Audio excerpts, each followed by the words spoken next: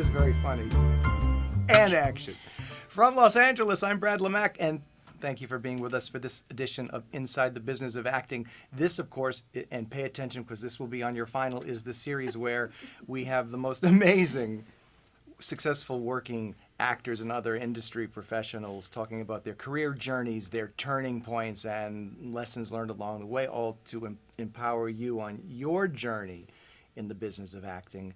And there is no better turning point in a career journey than getting your own television series. And we will talk about that and many, many, many other things with the fabulous, wonderful, amazingly nice Bonnie Franklin. Thank you. Hi. Hi, Brad. Thank you for doing this. It's my pleasure. This is really nice. And as if I didn't really adore you enough going in, the fact that you wore something that matches the your cover book on purpose, of the business, of course. right? You know, just even the skirt. No, it's really true. And so if you do the book and you do your mug and we have the branding and the color, I mean, it's like... I did it on purpose. No, seriously, I thank you. Seriously, you're welcome. Very much for that. What? Great turning point to get to be the star of your own TV series. So, Yes. so how did you get that job? One day at a time. One day at a time. I'm talking like, Yeah. Yes, well, one day at a time. I was working in New York. I moved to New York. I was born out in California. Actually, I was a Santa Monica. And went to Beverly Hills High, which I did go to Beverly we Hills will High talk School. about. I did. And then after I got married the first time, I did a show in New York. I did Your Own Thing, which I had originated in San Francisco. Didn't originate the show, but the San Francisco company. That took me back to New York, and I did that in New York, and that's where I wanted to be. I never wanted to be anyplace else. I wanted to work in theater, musical theater, and everything else in New York. I loved it. I fell in love with the city. That's where I wanted to be. So you weren't pursuing necessarily Never. a television career? No. I did television, as I was growing up, things like Gidget and stuff like that. Yeah. But I found my love and where I wanted to be. Never wanted to leave New York. Loved it.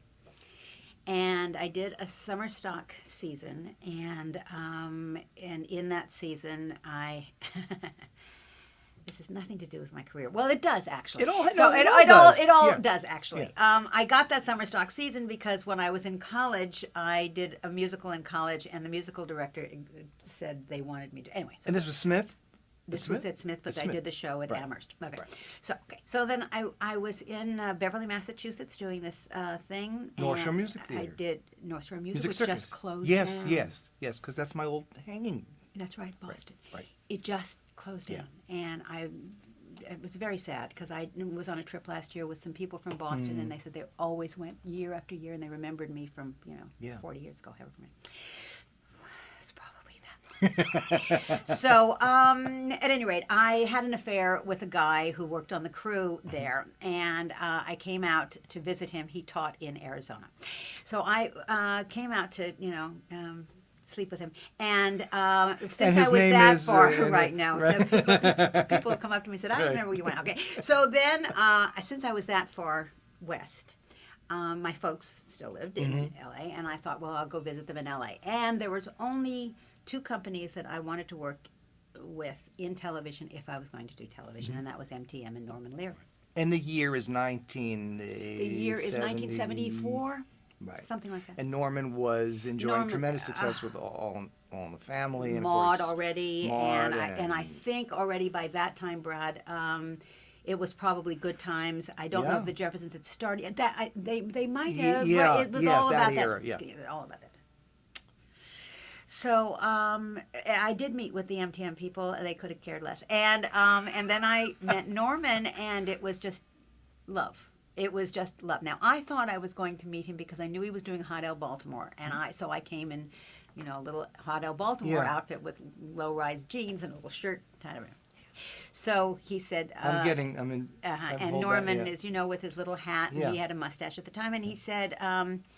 He said, okay, so don't do anything without checking with me because you're going to do a series with me. I mean, it was just like that. Really? As I met him that day, and I met Alan Mannings, who created the show, which was based on his life, Whitney Blake and blah, blah, blah. Right.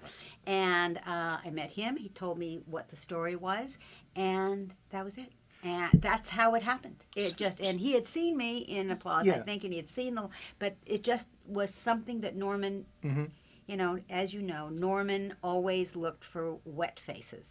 Do you know from Wet Faces? Okay. Yeah. So, I don't know if your audience does, but the Explain, a wet Lucy. face, okay, Yes. as opposed to an Aaron Spelling actor Yeah. who is, you know, quite beautiful and probably hides a bit of what a wet face is something that you just know what you're thinking, you know what's there, it's all out there. If you're happy, if you're sad, if you're whatever, This will be it's on the your- final it's, also, It's I on just it's on your face. Yeah. And I know I have a wet face, but I had never heard that before in my life, what that was. So that was it. And the next thing I heard from, I went back and did theater. As a matter of fact, when I got called, I was doing Oh Coward in Cincinnati, I think. And he called and he said that Mackenzie Phillips was going to play my daughter. I said, no, that'll never work. She's too old and too tall. And and then we met, and we both had big mouths and a lot of teeth. And that was it. We made a first pilot, which they totally changed. And then we did our second pilot, which had the cast that We saw. you saw. So I need to deconstruct a little bit. Go ahead. Because it Go ahead. it's Hey, sounds this is your show. that will also be on your final.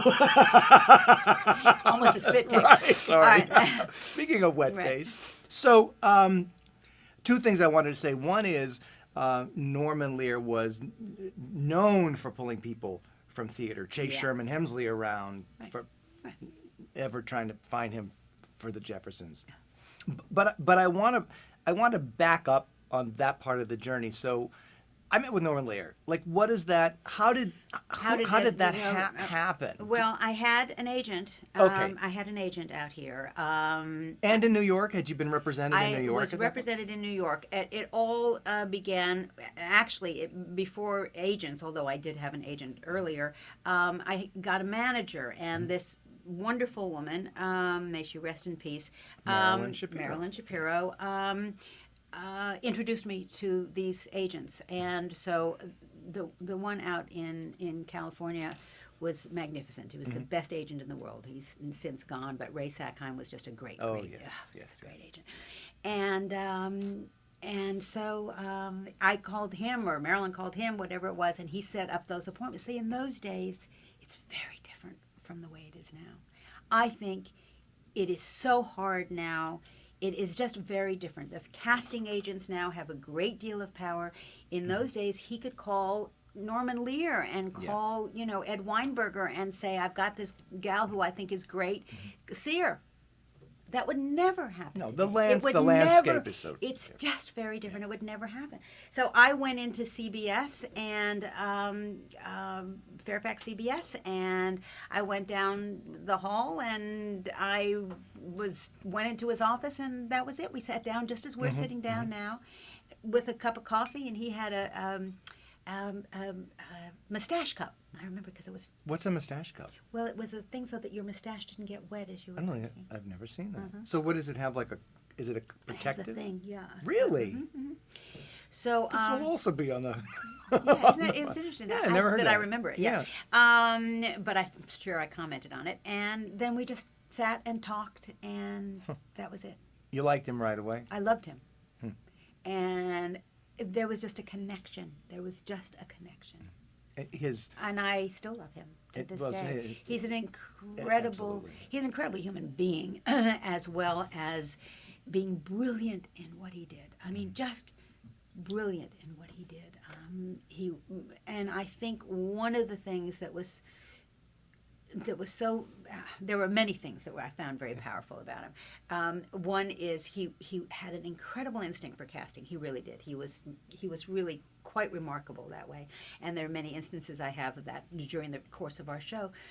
But he also had respect for the actor if the actor showed that they were up to it. And as you know, he did the readings the first day, table read, and I have never seen it since then, ever, the way he did it, because not only were all the writers and the producers and the actors and whatever, and we didn't have that kind of interference because it was Norman from the network as you do now, but network people were there as well.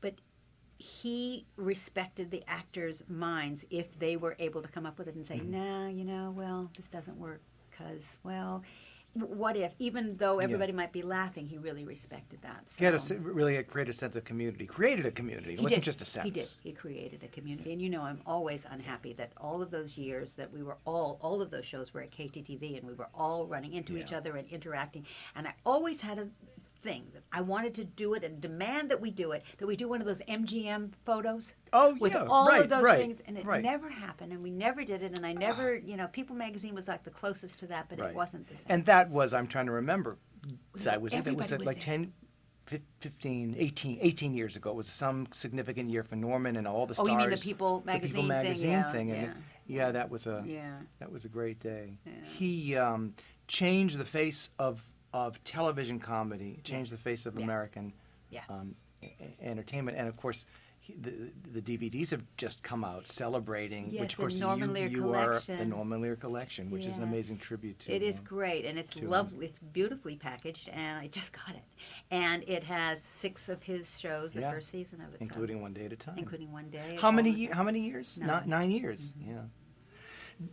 Yeah. It's a significant part of the journey, and we will continue to talk about this in our upcoming segments that we have. But just sort of quick question before we have to. I'm sorry, we have to go, but we'll be back.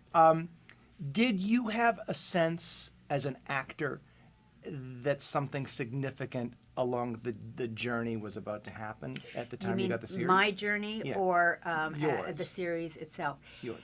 I think that's.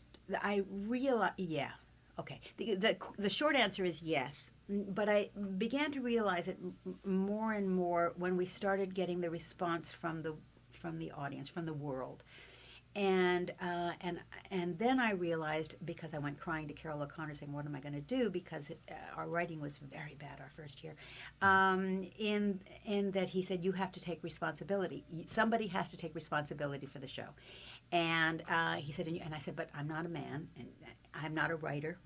I'm used to. I'm not used to doing that." And he said, "You have to." And it's the late 1970s. So and it was mid-1970s. Mid-1970s. Yeah, mid-1970s, and we were getting letters that said, "This is my life. This is, and taking it as if it were." So there was a certain responsibility to the audience to be truthful, to do a show that was about something, and to be funny. And like Norman's other shows, you were trailblazer as the single parent we were. In the process. We were. We will return to talk about that. Okay. And also, you said something way earlier. I will see if you're paying attention. I just said, I was in Applause and blah, blah, blah, blah, blah. But in fact, Applause on Broadway was huge. And we will, that's a good cliffhanger. Right. So you won't want to miss episode 2. You'll be back. Right. Okay. You'll stay. Right. Right. This is the wonderful Bonnie Franklin, and we're talking about life inside the business of acting for her and her career journey, and there's lots of lessons to learn and talk about. So thank you for this so far. We will be back, and hope that you will join us. I'm Brad Lemack in Los Angeles, and we're going to keep the red thing going, and we'll see you in number 2. I wish I would have known that I was so smart. See? Now I know.